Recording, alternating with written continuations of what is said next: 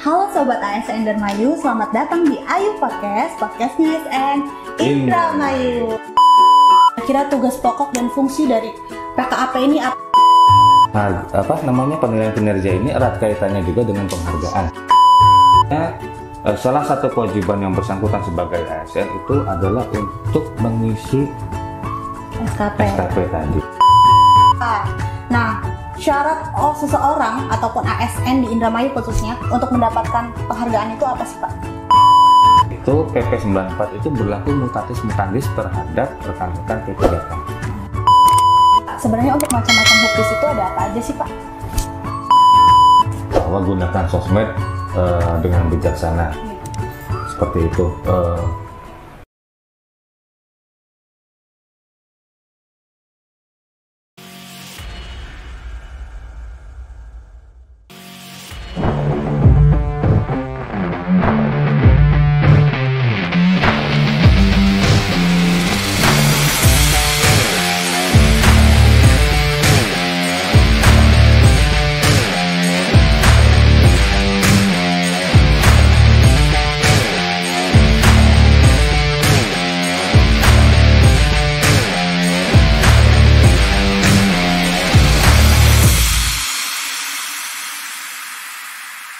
Assalamualaikum warahmatullahi wabarakatuh. Halo Sobat ASN Indramayu, selamat datang di Ayu Podcast, podcastnya ASN Indramayu.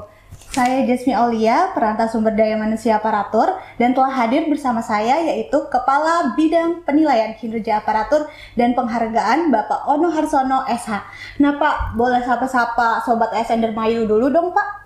Oke, baik, terima kasih Bu Jasmi, atau panggilnya Mbak aja lah ya. Mbak aja Pak. Karena saya yakin lebih muda tentunya. Lebih muda dari saya menang lahir duluan. Halo Sobat ASN semuanya, perkenalkan nama saya Ono Harsono. Saya kebetulan alhamdulillah dipercaya menjabat sebagai Kepala Bidang Penilaian Kinerja Aparatur dan Penghargaan di BKPSDM Kabupaten Indramayu. Salam kenal semuanya. Nah Pak, sebelumnya saya ucapkan terima kasih ya Pak karena telah hadir pada kesempatan kali ini. Nah Pak, gimana nih Pak kabarnya Pak? Alhamdulillah baik, alhamdulillah insya Allah masih puasa. Alhamdulillah, iya sedang bulan puasa ya Pak ya. Semoga selalu terjaga ya Pak puasanya, amin ya Rabbal Alamin. Nah Pak, langsung saja saya mau tanya nih Pak. Boleh. Bapak kan sebagai kepala di bidang penilaian kinerja aparatur dan penghargaan nih Pak. Kira-kira tugas pokok dan fungsi dari PKAP ini apa sih Pak? Nah, sebelumnya Sobat ASN Indramayu perlu diketahui bahwa bidang penilaian kinerja aparatur dan penghargaan ini biasa kita singkat dengan nama PKAP. Mangga Pak dijawab Pak. Oke, terima kasih ya Mbak Jasmi. Kalau kita bicara masalah tupoksi atau tugas pokok dan fungsi bidang PKAP, satu yang akan langsung teringat adalah tentang SKP, penilaian SKP dan juga penjatuhan hukuman disiplin. Nah, iya. Jangan lebar kemana-mana dulu ya, jangan merasa langsung, aduh bidangnya kok berat, enggak. Itu hanya salah satunya saja rekan-rekan semua. Antara lain itu dua yang tadi, kemudian selanjutnya adalah tentang ASN berprestasi, kemudian pelaksanaan pembinaan ASN, usulan surat izin dan surat keterangan perceraian juga kami proses, serta pelayanan fasilitasi LHKPN bagi pejabat-pejabat sampai dengan eselon 3 camat. Itu kurang lebih tupoksi dari bidang kami PKAP. Berarti banyak banget ya Pak ya yang digaungi oleh bidang PKAP nih Pak? Lumayan banyak juga. Dan sepertinya berat-berat juga ya Pak ya? Janganlah, dibikin ringan saja lah, jangan dibikin berat. Nanti tupoksi kita sudah berat, kalau kitanya pun mengasumsikan bahwa kitanya berat, nanti tambah lebar kepala saya. Iya, betul. Sambil bercanda ya. Iya, benar Pak. Nah, tadi kan yang Bapak sebutkan inti dari bidang PKAP itu kan penilaian kinerja terkait SKP itu ya Pak. Nah, SKP ini penilaian kinerja itu apa sih Pak? Jadi kalau penilaian kinerja itu apa ya? Serangkaian proses ya untuk mengevaluasi kecakapan dari seorang PNS pada saat yang bersangkutan itu melakukan pekerjaannya sampai dengan berdasarkan indikator yang sudah ditentukan, berdasarkan kriteria yang sudah ditentukan. Nah, penilaian kinerja ini erat kaitannya juga dengan penghargaan, Mbak Jasmi. Jadi semakin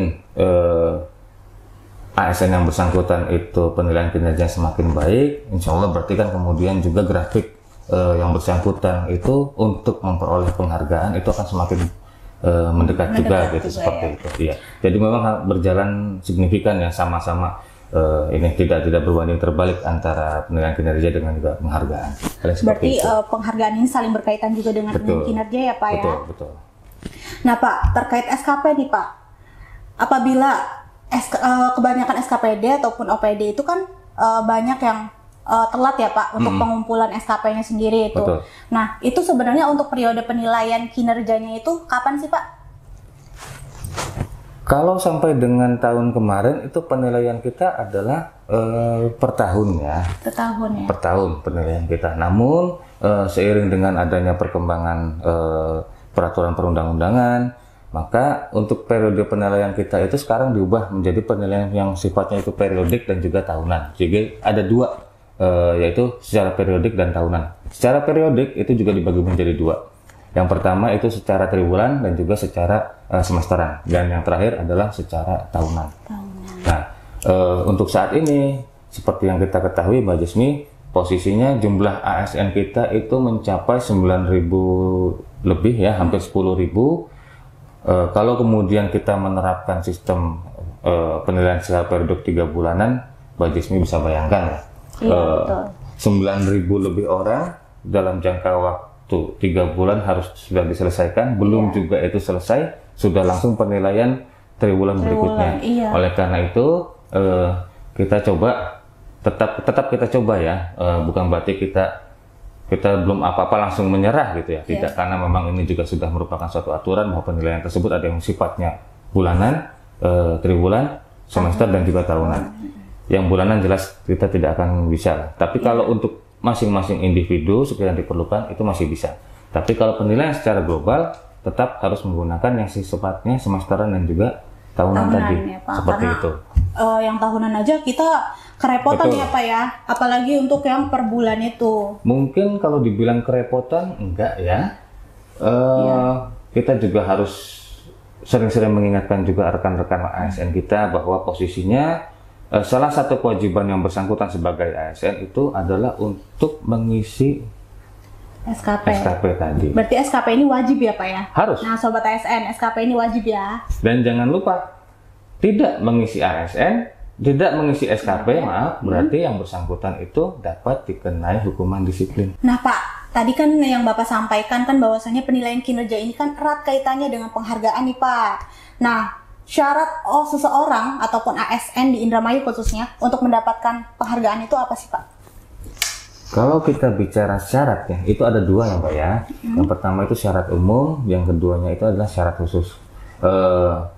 Terkait dengan syarat umum dan syarat khusus tersebut, rekan-rekan Sobat ASN semua bisa melihatnya di PP 94 juga. Di situ juga ada. Mungkin akan sedikit saya urai bahwa kalau syarat umum ya setia dan taat, kemudian bertakwa, seperti itulah sifatnya umumnya.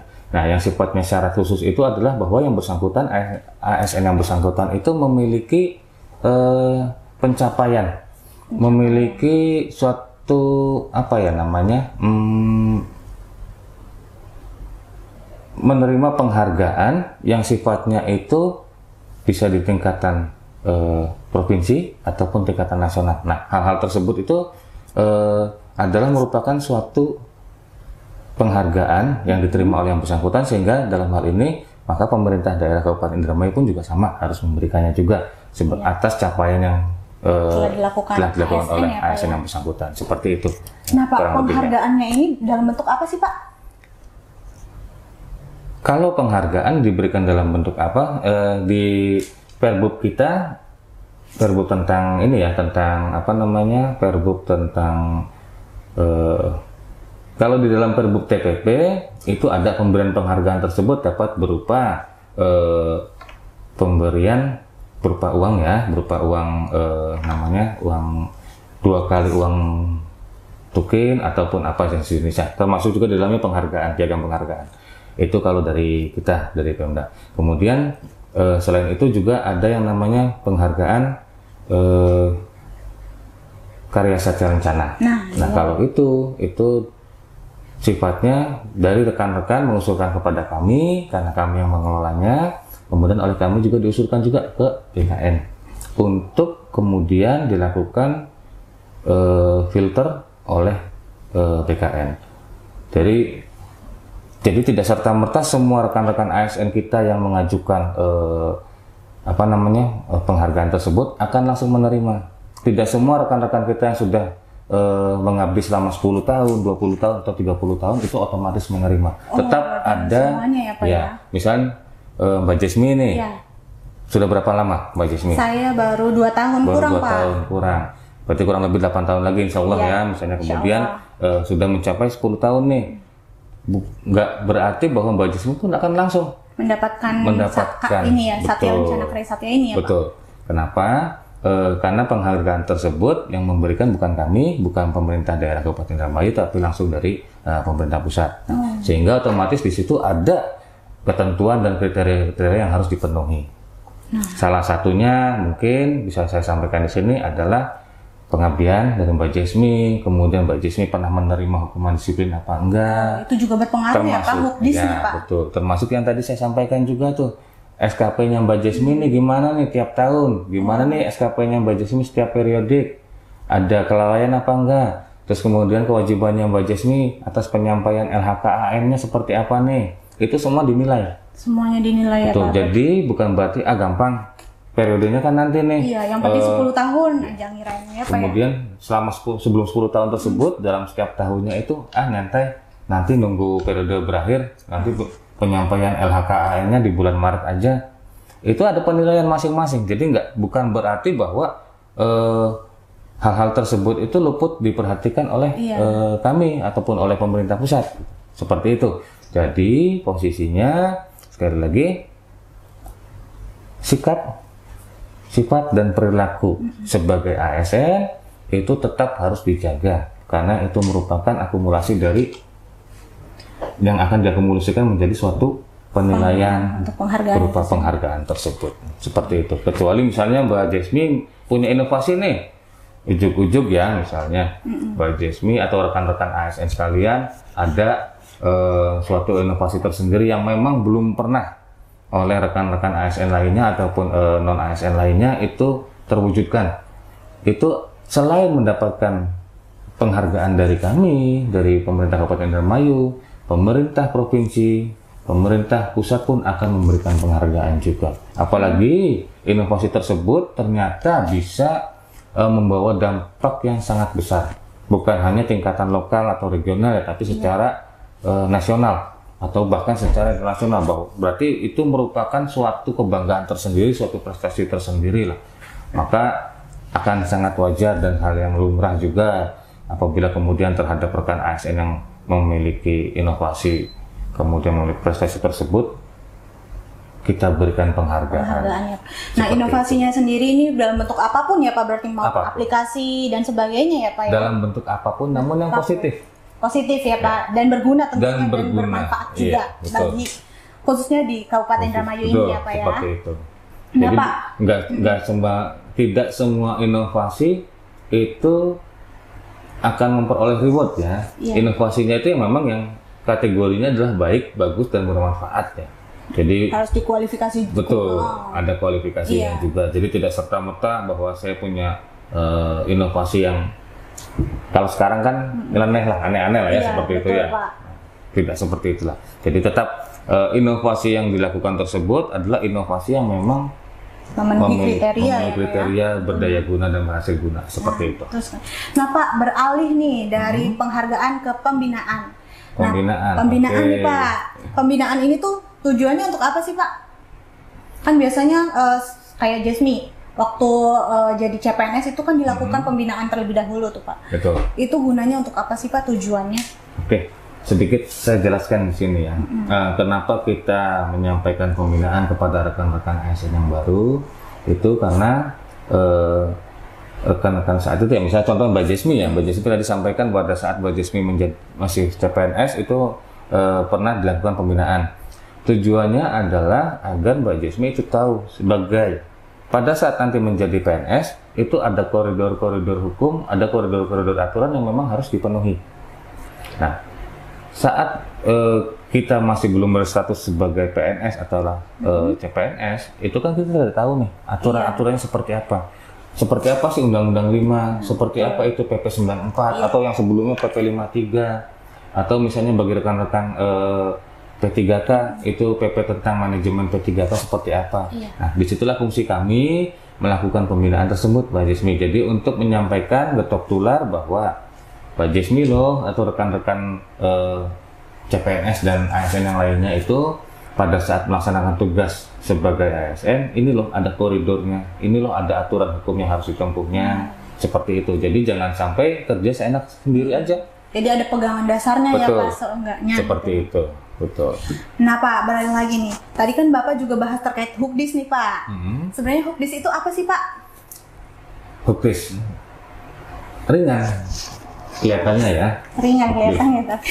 Kalau dipanjangin hukuman disiplin. Iya, hukuman disiplin.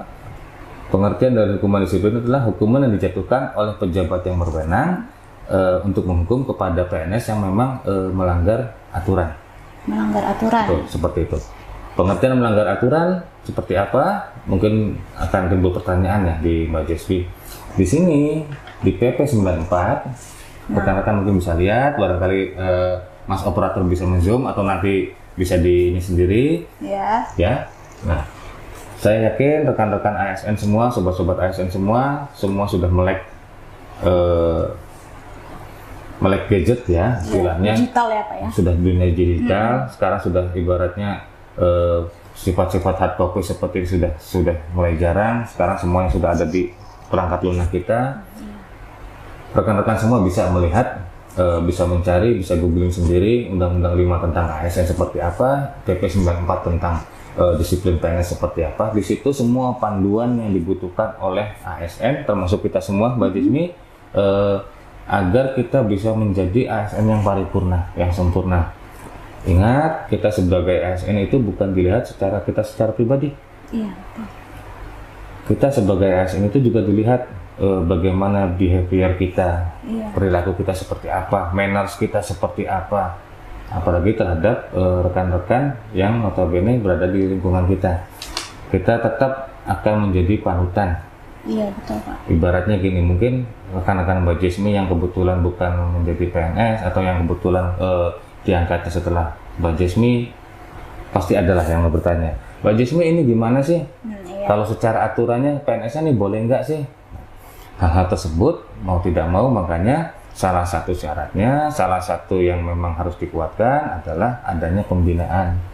Kita ibaratnya memberikan bekal kepada rekan-rekan, entah itu yang masih CPNS, entah itu yang CP3K, ataupun rekan-rekan yang sudah PNS, yang mungkin karena disibukkan dengan kegiatan sehari-hari sehingga melupakan bahwa ada aturan terbaru nih tentang PNS. Seperti yang tadi saya sampaikan, dulu tentang disiplin PNS kita menggunakan PP 53. Iya. PP 53 sekarang sudah digantikan dengan PP 94. Nah, isi dalam PP 94 itu tentang disiplin PNS itu berlaku mutatis mutandis terhadap P3K. Itu mohon agar rekan-rekan ASN untuk mengingat itu. Berarti khusus untuk P3K ya Pak ya, di dalamnya ada terkait P3K-nya gitu kan? Kalau untuk rekan-rekan P3K itu ada dalam PP tersendiri. Namun mengenai disiplinnya itu PP 94 itu berlaku mutatis mutandis terhadap rekan-rekan P3K. Contohnya misalnya Mbak Jesmi nih berangkat siang ya, misalnya, atau nggak berangkat telat gitu ya, kemudian nggak berangkat tanpa keterangan. Nah, kemudian rekannya Mbak Jesmi yang kebetulan di P3K melakukan hal yang sama 3 kali berturut-turut misalnya. Nah, kalau Mbak Jesmi jelas ada di sini di PP 94. Oh iya. Kalau Mbak Jesmi kemudian secara berturut-turut 3 hari atau kemudian 7 hari, itu ada aturannya. Itu termasuk hukdis apa itu Pak? Oh sabar, jangan ke situ dulu, jangan buru-buru. Jangan, berarti ditahan ya Pak ya. Dulu. Tadi saya sampaikan aturan tersebut terhadap rekan-rekan P3K itu akan berlaku sama. Sama berarti. Jadi misalnya teman P3K ada yang kemudian 3 3 hari berturut-turut, 7 hari berturut-turut itu tidak masuk kantor atau terlambat dan tidak ada alasan ya atau tentunya ya tanpa Pak ya. alasan yang jelas, itu akan dikenakan hukuman disiplin yang sama terhadap hukuman disiplin yang dikenakan oleh PNS. Berarti Seperti Hukdis itu. ini selain untuk untuk PNS juga untuk P3K ya Pak, Betul. tidak terkecuali Betul. Walaupun judul PP-nya adalah disiplin pegawai negeri sipil, namun ada klausul pasalnya yang menyatakan bahwa berlaku mutatis mutandis terhadap rekan-rekan P3K. P3K juga. Seperti itu. ya. Nah Pak, sebenarnya untuk macam-macam Hukdis itu ada apa aja sih Pak?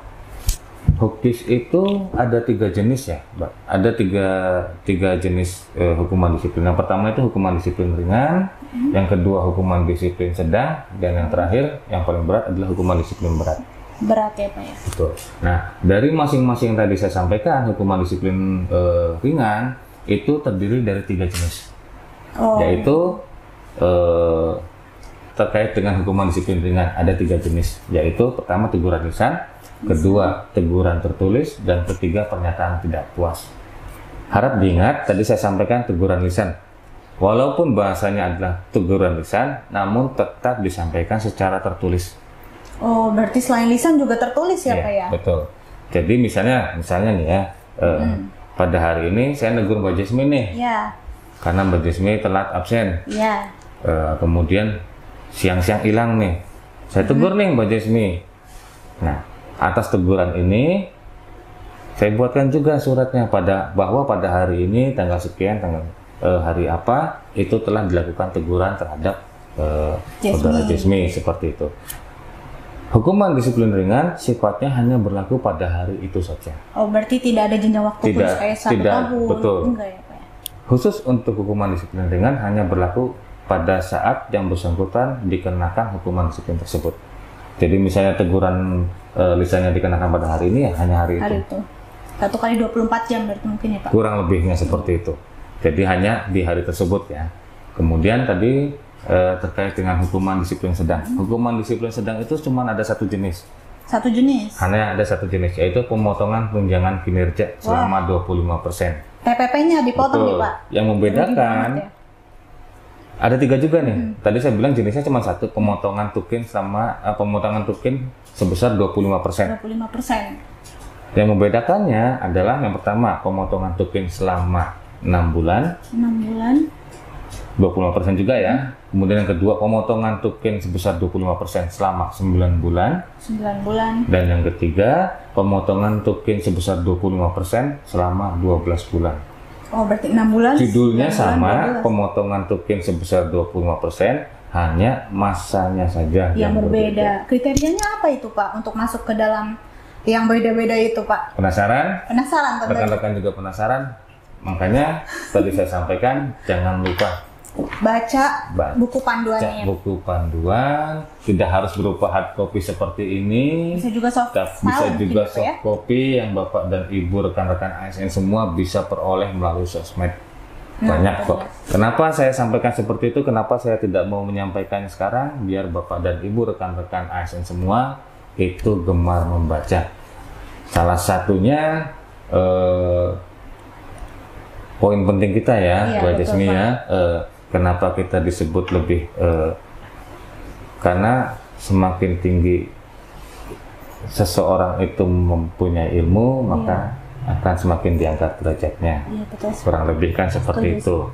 Makanya dengan semakin banyak kita membaca, insya Allah mudah-mudahan ilmu yang kita miliki juga semakin bertambah. Wawasan kita juga akan semakin luas.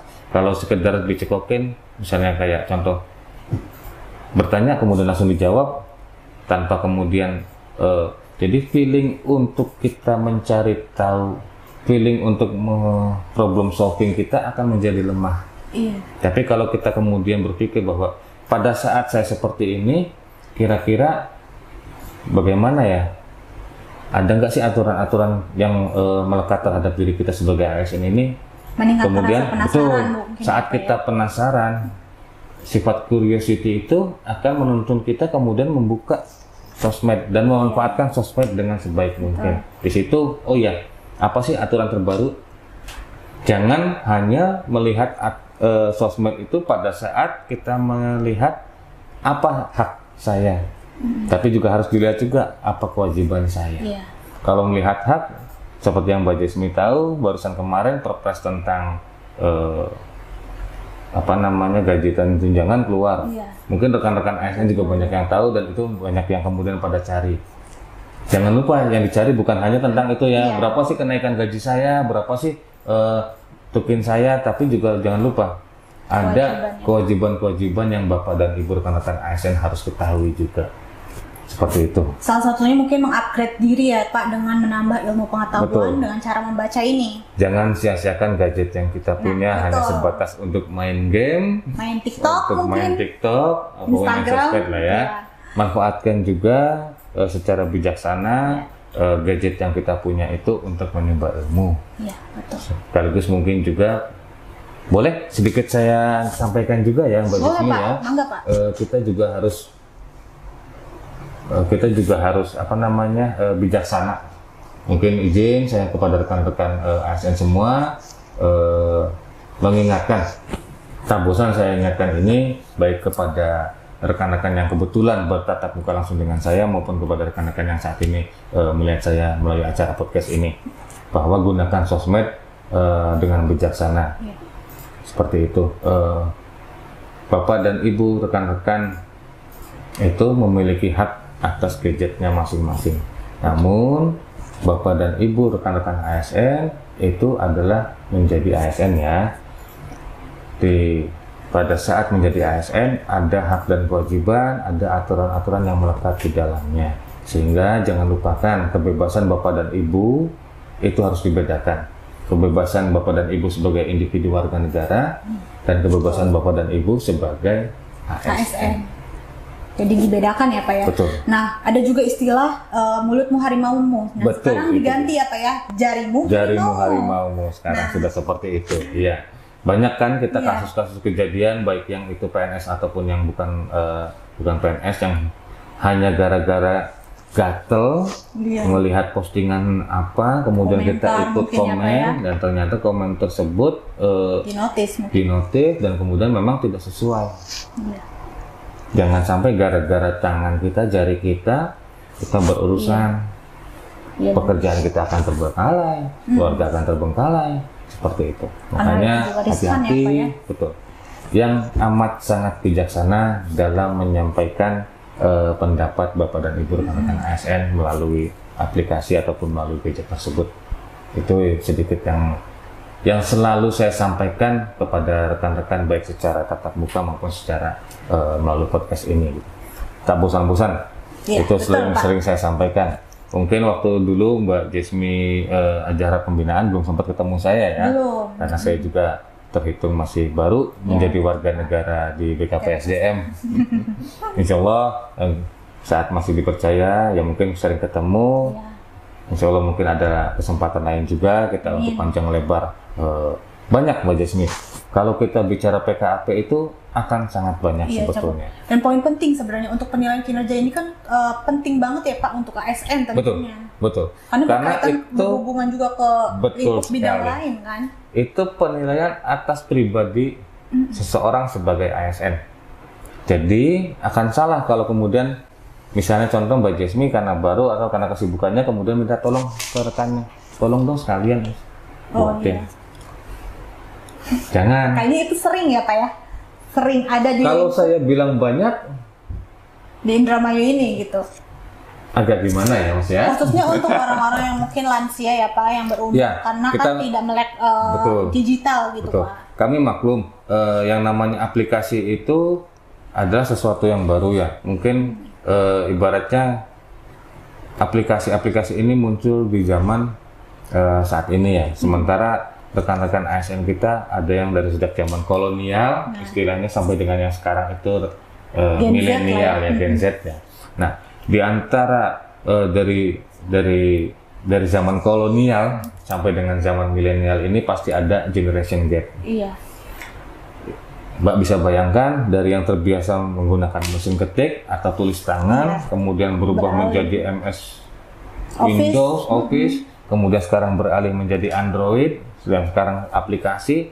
Mungkin rekan-rekan yang masuk generasi Gen Z ya, rekan-rekan milenial, rekan-rekan ASN yang milenial, familiar dengan hal-hal seperti Betul, ini, Pak. familiar dengan yang namanya laptop. Tapi bayangkan bagi rekan-rekan ASN yang lain yang masih masuk kategori mesin tik, Iya. kategori mesin cetak. Pasti itu sangat kesulitan sih, Pak. Betul. Sehingga jangankan untuk mengisi aplikasi-aplikasi, mungkin untuk sekedar aplikasi aplikasi absensi Iya. itu harus diajarin dulu. Iya, betul, Pak. Namun kita juga mengapresiasi rekan-rekan ASN kita yang memang yang istilahnya sudah bisa dihitung zaman kolonial, namun tetap punya semangat untuk mengabdi, tetap punya semangat untuk mengikuti perkembangan zaman. Mau belajar tentunya Mau ya, Pak, belajar. ya. Dan- Karena itu merupakan kunci. Iya, ASN betul. itu harus selalu mau belajar, Iya. jangan membatasi diri. Betul, Pak. Saat kita membatasi diri, maka di situ kita akan terhenti memperoleh ilmu pengetahuan. Nah, iya. Nah, mungkin poin pentingnya juga saling merangkul dan saling membantu Betul. satu sama lain ya, Pak ya. Betul, betul sekali Mbak, betul. Nah, Pak, beralih lagi nih. Kita balik lagi ke Hukdis nih, Pak. Iya. Untuk prosedur penjatuhan Hukdis itu seperti apa sih, Pak? Sebelum ke prosedur ya, Ya. tadi saya sampaikan ada 3 jenis hukuman disiplin. Nah, ya. betul. Tadi saya sudah sampaikan 2, hukuman disiplin ringan dan hukuman disiplin sedang. Yang belum saya sampaikan, hukuman Berat. disiplin berat. Berat nih, Pak. Hukuman disiplin berat itu ada 3. Ada 3 juga. Penurunan jabatan setingkat lebih rendah selama 12 bulan, 1 tahun. 1 tahun, pembebasan dari jabatan menjadi jabatan pelaksana selama 12 bulan atau 1 Turun, tahun, berarti ya, Pak, ya? betul. Dan yang terakhir, pemberhentian dengan hormat tidak atas permintaan sendiri, Wah. alias dipecat. Pecat sampai dipecat ya, Pak Betul. ya. Nah, konsekuensinya dari hukuman disiplin berat yang terakhir tadi yang saya sebutkan, pemberhentian dengan hormat, bagi rekan-rekan ASN yang belum mencapai masa kerja minimal, yang sekiranya kemudian memperoleh PDHTA-PS ini, maka tidak akan memperoleh hak-haknya sebagai PNS, tidak akan memperoleh hak-hak pensiunnya. Seperti itu, Mbak. Kejam. Ya memang ini aturannya. Emang itu aturannya ya, Pak ya. Mau Iya. nggak mau, ya ada yang bisa kita lakuin, berarti tak bertuaikan juga kan ya, Betul, Pak. seperti itu. Jadi bukan berarti kita rekan-rekan ASN ini bisa bebas begitu saja. Iya, Kita juga betul. punya koridor, kita juga punya aturan yang harus Iya, dipegang betul. dan harus ditaati oleh rekan-rekan ASN semuanya. Jangan lupa itu. Kemudian tadi lanjut ya terkait dengan prosedur tadi sudah saya sampaikan ya, 3 jenis hukuman, ada hukuman disiplin ringan, sedang dan berat. Kemudian prosedurnya kita sekali lagi kalau saya sampaikan ringkasannya saja gampang, yaitu kita melakukan pemanggilan, kita melakukan cross check, kita melakukan klarifikasi, kemudian kita buatkan berita acara, sampai terakhir kita buatkan draft penjatuhan hukuman disiplinnya. Nah, berarti dari bidang PKS. Jenjang-jenjang tersebut itu ada ketentuan waktunya. Ada juga di luar hal tersebut, di luar yang sudah tadi kami sampaikan, ada juga pada saat kami menerima LHP. LHP. Saat kami menerima LHP, maka itu wajib untuk ditindaklanjuti. Jadi begini, Mbak Jasmi, seseorang ASN itu jangan pernah merasa bahwa dirinya itu tidak tersentuh atau merasa bahwa siapa sih yang bisa ngusik saya, siapa sih yang bisa mindahin saya, siapa sih yang bisa menggeser saya. Jangan pernah punya pikiran seperti itu. Betul, Pak. Kenapa? Yang tadi saya sampaikan bahwa yang namanya SKP itu adalah masing-masing individu Iya. ASN-nya. Saat seseorang tidak melaksanakan, yang paling gampangnya ya, saat seseorang tidak melaksanakan penilaian SKP tadi, mengisi SKP, maka kemudian yang kami tegur adalah atasannya. Kenapa si A tersebut belum mengisi SKP? Berarti atasannya dulu ya, Pak ya, bukan yang Betul. bersangkutan ya, Pak ya. Jadi saat seseorang PNS merasa tidak tersentuh, jangan salah, atasannya pun akan kena. Atasannya akan terkena pembiaran, tidak melaporkan. Iya. Nah, sekarang tinggal pilih. Bukan berarti selamat sendiri ya, bukan ya. Tapi karena memang itu ada jenjangnya. Yang terutama dikenakan pasti ASN yang melakukan pelanggaran disiplin tadi. Nah, pada saat si ASN yang melakukan pelanggaran disiplin tersebut kemudian tidak dilaporkan oleh atasannya, Iya. maka akan terjadi dua yang kena. Ya. Yang bersangkutan yang jelas kena, atasannya pun kena karena pengabaian. Iya, betul. Kenapa hal tersebut diberlakukan? Apakah itu adil? Kemudian apakah itu sesuai? Ini loh aturannya. PP 94 berbicara itu semua. Jadi di situ muncul hak dan kewajiban semuanya. Dari ASN-nya, atasan langsungnya, atasan tidak langsungnya, sampai kemudian ke atasnya. Di atas kita juga ya. Semua ada koridornya, semua ada aturannya, dan semua harus ditempuh. Nah, itu Bukan berarti mungkin yang misalnya contoh mungkin begini Mbak Jasmine. Kemarin kami aman-aman aja, saya aman-aman aja nih, nggak ada yang Noel nih. Jangan juga punya pikiran seperti itu. Ibaratnya pada saat kita melakukan pembinaan, pada saat kita melakukan tinjauan ke lapangan, ya, inspeksi, sidak seperti itu, di situ kita banyak menemukan hal-hal baru. Yang memang kejadiannya itu telah lampau. Tapi udah lama berarti apa ya? Tapi itu memang merupakan suatu pelanggaran. Iya, betul. Jadi bukan berarti tahun kemarin saya aman kok. Jadi Bukan tetap berarti ya? aman seperti itu. Jadi tetap mengikuti sepanjang yang bersangkutan masih ASN itu tetap. Pokoknya lakukan yang terbaik. Lakukan yang terbaik mungkin, ya, Pak, sesuai ya. Jangan aturan. macam-macam, jangan Betul. aneh-aneh pokoknya. Betul seperti Dan itu. tetap, Ini kalau tambah lama kayaknya Mbak Jasmine tambah deg-degan ini kalau saya tuh, lihat. Pak? Karena Enggak sih, dari Pak, tadi nanya ini hukdis terus. Kalau hukdis ibaratnya mungkin gampangannya gini Mbak Jasmine. Kalau rekan-rekan ASN yang kebetulan pasti ada kaitannya, pasti ada hubungannya dengan kami BKPSDM. Iya. Kalau rekan-rekan ASN di sana, di luar sana yang yang melihat podcast ini menerima undangan dari rekan kami di bidang PPI atau dari rekan kami di bidang mutasi promosi atau di bidang PKA, mungkin begitu menerima surat wajahnya akan kayak Mbak Jasmine sekarang, sumringah. Oh ya. Tapi Kalau dari PKA. begitu menerima undangan kedinasan dari PKAP, Langsung berubah ya, Pak ya?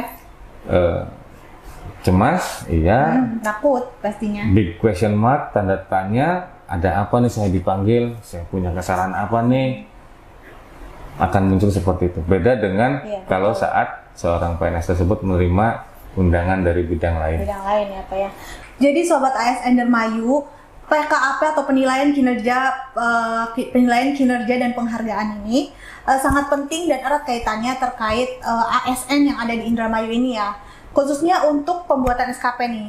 Semua ASN diwajibkan untuk membuat SKP secara individu masing-masing ya. Kalau memang misalnya orang tua nggak bisa ya minta bantuan lah ke anak muda yang mungkin lebih melek gadget. Nah, kemudian juga untuk hukdis terbagi menjadi 3, yaitu pertama hukdis sedang, terus hukdis ringan, hukdis sedang, dan hukdis berat. Dan juga ada penghargaan nih. Penghargaan itu ada yang namanya Satya Lencana Karya Satya. Nah, untuk Sobat ASN Dermayu, jangan lupa terus tonton podcast Ayu Podcast di channel YouTube BKPSDM Kabupaten Dermayu. Sampai jumpa. Assalamualaikum warahmatullahi wabarakatuh.